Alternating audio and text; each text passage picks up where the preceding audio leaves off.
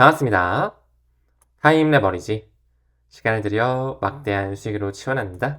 소중한 하루가 밝았습니다. 여러분도 함께 성장해 주심에 대단히 감사드리고요.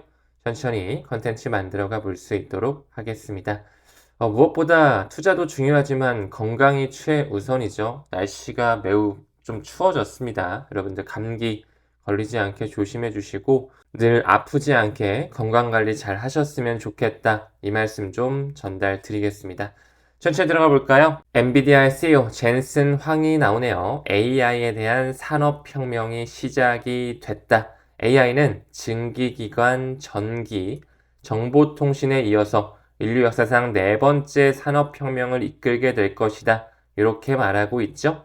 우린 지금 4차 산업혁명의 두 가지 심장이라고 볼 수 있는 인공지능, AI 섹터와 크립토, 블록체인 섹터 같이 준비하는 과정에 있습니다. 증기기관 1차 산업혁명이죠. 대량 생산이 가능해졌고 에디슨이 만든 전기에너지를 통해서 산업 전반에 대한 혁명이 일어났었다. IT, 스마트폰과 인터넷을 통해 정보의 인터넷 시대에 살고 있고요. 이제 가치의 인터넷 차례이다. 늘 강조드리고 있죠. 요즘에 트럼프 관세발 이슈로 미국 반도체 시장 부흥을 이끌었다. 그렇기 때문에 미국 자체적으로 생산 원동력을 찾아내면서 이 블랙웰이라고 하는 AI 칩 웨이퍼 생산을 완료했다. 이런 얘기를 하고 있는데요. 우리는 조금 더 큰 그림 볼까요? 지금 현재 미국과 중국 싸우고 있는 것처럼 보이지만 그들이 설계하고 있는 탈달러화에 대한 과정이다. 그리고 화폐가 다양해지는 단일 체제가 아닌 다극 체제 쪽으로 시스템이 변화되고 있고요. 그 속에서 금융 시스템이 완전히 재편되고 있다라는 거 코어를 잘 잡으시면서 투자 이어가시죠. 갤럭시 디지털 CEO 마이클 노보그라츠도 이렇게 말했죠. 암호화폐 강세장 나는 끝났다고 생각을 안 해. 지속될 거야. 인공지능이랑 스테이블 코인이랑 토크나이제이션, 블랙록의 레리 핑크도 떠오르죠. 이런 것들이 다음 상승 랠리를 주도할 거야. 이런 식 얘기를 하고 있는데 지금 현재는 일단 매크로 이슈가 굉장히 불확실성에 놓여 있어요. 트럼프발 관세 이슈뿐만 아니라 셧다운도 길어지죠. ETF 지연되고 있죠. 투자 난이도는 점점 더 극상으로 올라가고 있다. 우리는 리스크도 잘 대비하면서 단기적인 가격 방향성은 사실상 추측하는 것이 의미가 없기 때문에 계절성을 맞춰가자. 중장기적 긴 호흡으로 투자하면서 시장 캐파가 커지는 것에 대해 포커스를 맞추는 게 좋지 않을까.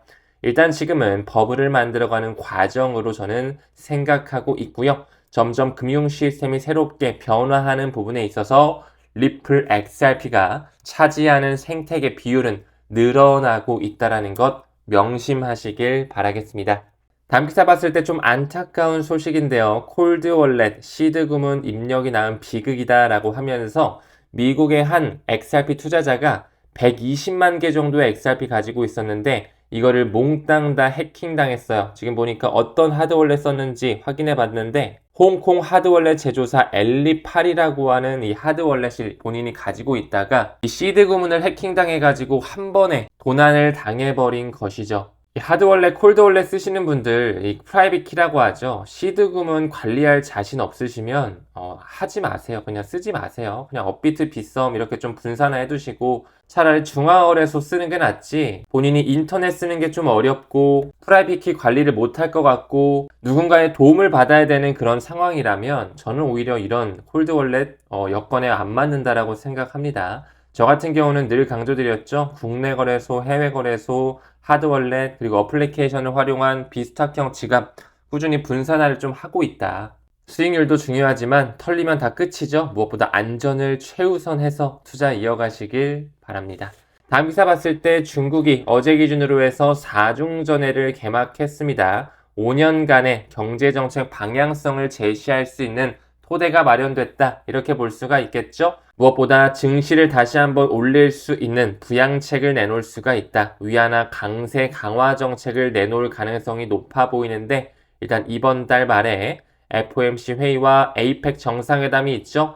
미국에서 금리를 내려준다라고 하면 중국뿐만 아니라 유럽뿐만 아니라 우리나라까지도 돈을 풀 수 있는 환경이 조성된다라는 거. 물론 양적 완화가 무조건적으로 좋다고는 말씀 못 드리겠지만 지금 현재 매크로 상황을 봤을 때 암호화폐에 대한 추이를 봤을 때 안전자산에서 위험자산 쪽으로 돈이 흘러 들어올 수 있는 시기가 준비가 되어지고 있다. 이 부분이 포인트겠죠? 현재 미국의 금리 자체가 올해 들어서 9월 달에 한번 25bp 정도 내렸죠? 지금 4에서 4.25%포인트 보여주고 있는데 이제 10월 30일 정도 되겠네요. 우리나라 시간 기준으로 25bp 내려올 확률 거의 100% 육박한 수치, 퍼센티지가 점쳐지고 있다. 그리고 10월 말에 있는 에이펙 행사 때 시진핑 주석과 도널드 트럼프가 만나서 회담을 가져갈 확률이 높다. 그들이 만나서 악수하고 사진을 찍으려면 이번 주 정도에는 이제 협상 전략이 좀 나와줘야 되지 않을까.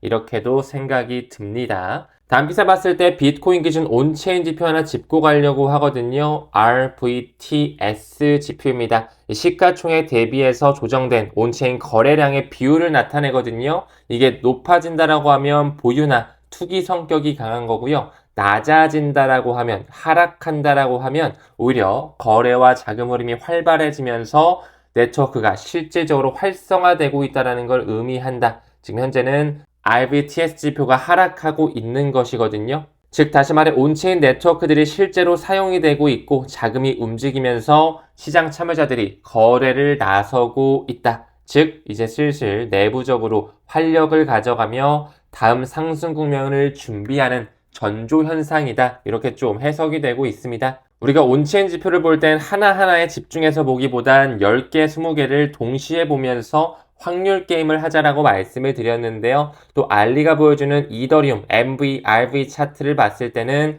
데드 크로스가 나오면서 하락 가능성까지 연출하고 있다는 것까지 참고한다면 역시나 리스크 대비도 동시에 가져갈 필요는 있다는 것을 체크할 수가 있죠. 기사화도 되고 있죠. 지금 현재 이더리움 기준 4,100달러 돌파 여부가 주목되고 있다. MVRV 지표만 보더라면 하락 경고가 될 수는 있겠지만 현재 이더리움 같은 경우도 꾸준히 이 저항선을 지켜내고 있다는 걸 미루어 본다면 건전한 조정 흐름으로 진단할 수도 있겠죠. 무엇보다 사이클 고점이었던 4,100달러를 넘어가는지 이 부분에 좀 포커스를 맞추는 게 맞지 않을까 생각이 듭니다. 사실 기관의 움직임만 미루어 보더라도 미국의 채굴 기업 비트마인 얘기하는 거거든요. 이더리움 2조 원어치를 매집하면서 톱니가 이렇게 말하네요. 비트코인보다 상승 여지가 더 크다. 이 비트마인 같은 경우는 이번 주말에 굉장히 시장은 안 좋았지만 약 38만 개 정도의 이더리움을 추가 매입을 했네요. 이 비트마인 같은 경우는 이름에서도 알 수 있듯이 처음에는 비트코인을 채굴하려고 하는 그런 기업이었는데 완전히 그런 전략을 바꿨죠. 그래서 포트폴리오를 봤을 때 비트코인도 한 0.15% 정도는 가지고 있습니다만 수익 구조를 전환시키면서 이더리움을 매우 공격적으로 사들이고 있구나. 비트마인 이머전 현재 300만 개 이상 이더리움을 축적해놨고요. 톰 리뿐만 아니라 피터 틸과 캐시 우드와 같은 금융 엘리트들의 움직임으로 보면 되겠습니다. 왜 그들은 최근 가격에서도 꾸준히 모아가고 있는지 어쩌면 우리에게 힌트를 준 것일 수도 있겠죠. 비트코인 역시 하나의 저항선으로 10만 달러만 지켜준다면 건강한 조정 이후 다시 한번 상승할 수 있다. 이런 분석이 계속 제기되고 있는데요. 스트래티지, MSTR이라든지 메타플래닛에서 추가 매입 가능성이 있는지 또 한번 주목이 되고 있습니다. 여전히 비트코인 역시 10만 달러를 지켜주면서 이 저항선, 지지선 영역을 견조하게 버티는 느낌이 나오고 있죠. 무엇보다 마이클 셀러는 어제 나왔던 기사 비트코인 추가 매입 가능성을 암시하는 주황색 점을 본인의 트위터에서 다시 한번 찍고 있다라는 거. 가장 중요한 오렌지색 점은 그 다음 모멘텀, 우리는 꾸준히 비트코인을 모을 것이다. 이런 메시지를 주는 것이죠. 크게 봤을 때 가격적인 부분 안 좋고요. 매크로적인 부분도 불확실성에 놓여 있지만 기관들의 매집, 그들의 매집은 끝나지 않았다라는 것입니다. 무엇보다 리플과 스텔라루멘과 같은 이런 ISO 20022 코인들도 저항선을 일시적으로는 깼지만 꾸준히 추세는 지켜주면서 반등할 수 있는 가능성은 열려 있다. 이렇게 분석이 되고 있네요. 그러면서 백단에서는 점점 법과 제도가 만들어지고 있죠. 일본의 금융감독청이라고 불리는 Financial Service Agency, FSA 같은 경우도 이제 은행에서 암호화폐 보유를 할 수 있도록 허용하는 가닥을 잡고 있고요. 소비자를 보호할 수 있는 가이드라인을 만들고자 노력하고 있습니다. 또한 최근에 금이 굉장히 많이 올랐죠. 실물 금과 S&P 500, 나스닥과 같은 미국 증시 잘 가고 있지만 연평균 수익률을 비교했을 때는 비트코인이 압도하고 있다라는 거. 해당 차트는 연평균 복합 성장률 CHR을 나타낸 거거든요. 1년을 놓고 봤을 때 금과 비트코인 상승률이 별 차이 없는 것 같아 보여도 과거에 대한 이력까지 쭉 살펴본다면 비트코인, 크립토 시장이 압도하고 있다는 걸 확인할 수가 있습니다. 물론 수익이 재투자된다는 가정을 바탕으로 한 컴파운드 애뉴얼 그로트 레이시지만 저는 개인적으로 앞으로도 이 크립토 시장이 가장 큰 매력적인 수익률을 가져다 줄 거라고 생각을 합니다. 요즘에 여러분도 잘 아시다시피 실물금이 너무나 크게 올라줬죠. 1온스당 4,300달러? 거의 4,400달러에 육박하는 모습이 보여졌었는데요. 무조건적으로 계속 오르는 자산 클래스는 없다라는 거, 금이 조금 횡보하고 일시적으로 조정을 받게 되면 그 자금이 위험자산 쪽으로, 비트코인 쪽으로도 흘러들어올 수 있다라는 거, 과거 사이클을 통해서도 볼 수가 있죠. 과거 2020년도 때도 실물 금이 엄청나게 상승한 이후에 조정이 오고 일시적 하락이 왔을 때 비트코인의 후행성으로 갔었다. 지금 현재도 실물 금이 엄청난 고공행진을 했지만 결국에는 조정이 오고 일시적 하락 국면이 오겠죠. 그렇게 됐을 때 비트코인이 어떻게 될지 한번 상상해 본다면 온전한 순환매 사이클, 난이도는 물론 높지만 우리가 꾸준히 공부하고 준비한다면 좋은 수익률을 가져갈 수 있을 거라 생각을 합니다. 모두 긍정적인 마음으로 투자 이어가시길 바라겠고요. 오늘도 끝까지 시청해 주심에 대단히 고맙습니다. 우리는 모든 면에서 점점 더 좋아지고 있습니다. 감사합니다. 성투합시다.